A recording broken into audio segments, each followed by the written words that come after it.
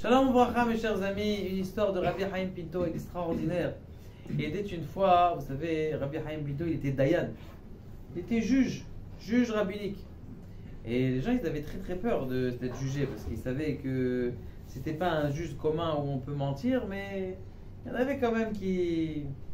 Ce qui s'est passé un jour, c'est que il y avait deux voisins. Un des voisins, il a décidé d'ouvrir une fenêtre. Maintenant, quand il ouvre la fenêtre, il avait la piste dans le salon du voisin. Il dit, ouais, écoute, j'ai besoin de lumière, c'est normal. Le premier voisin, il va voir Rabbi Chaim Pinto. Il a dit, écoute, j'accuse mon voisin, il a ouvert une fenêtre. Il me voit chez moi à la maison, c'est pas normal.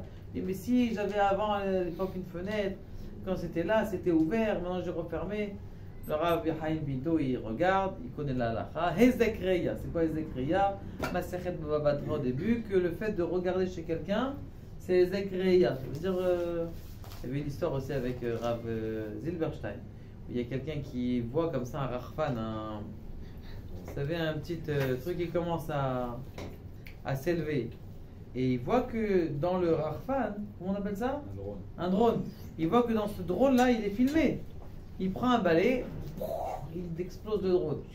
Le type, il monte tout en haut. Il dit, ah, tu m'as cassé mon drone. Il dit, tu m'as cassé mon drone, t'as pas rentré dans ma...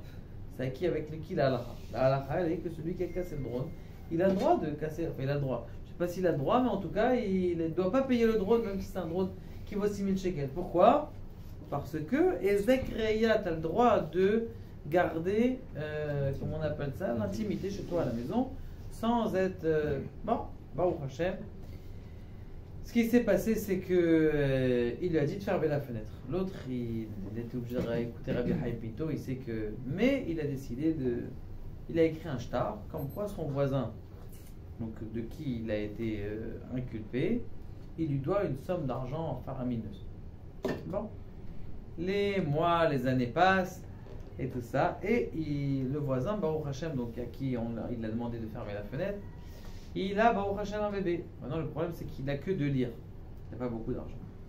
Pas beaucoup d'argent. Qu'est-ce que je vais faire? J'ai une Brit Mila. Il faut que j'invite les gens ils vont venir et j'ai rien de quoi faire. Et il prie à Kadosh Baruch Hu, il dit à Kadosh Baruch Hu que comment on appelle ça, l'acte de mes mains, la bracha, elle vient dans mes mains. Il va au chouk, il voit une vieille dame là-bas qui est là-bas, qui vend des odeurs, des fleurs avec une bonne odeur. Bon. Il a dit combien tu vends ça? 2 livres. Bon, je achète tout.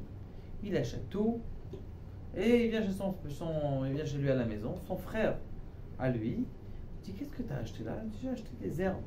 Ça sent bon et tout ça. Ah, t'as acheté des herbes? Comment il les a payés? J'ai dit 2 livres. Mais 2 livres c'est rien du tout. Comment tu...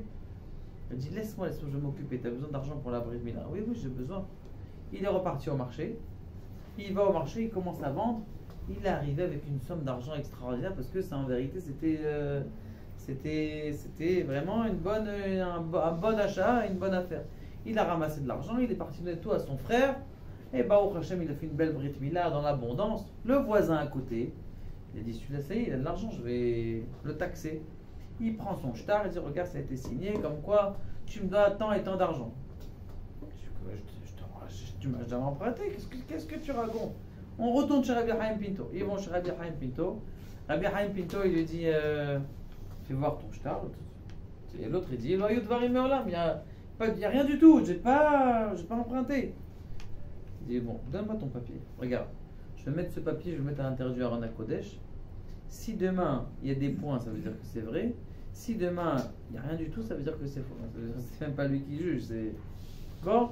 Rabbi Chaim Pinto, il prend le papier, il met à l'intérieur du Aron HaKodesh. Je pense que c'était chez lui à la maison. Vous savez, il a une maison comme ça où tout en haut du Beth Knesset, tout en haut de chez lui à la maison, il y a une synagogue. Elle existe encore.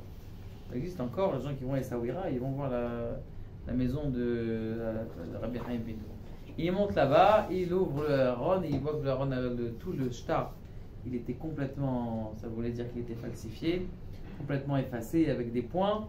Et il a dit ah t'as voulu mentir. Il a compris ah excusez-moi, mot d'arabe, je savais pas. Il a demandé des excuses, il a fait tchouva, il a montré la tchouva.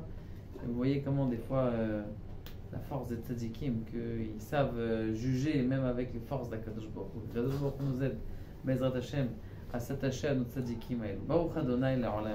Amen.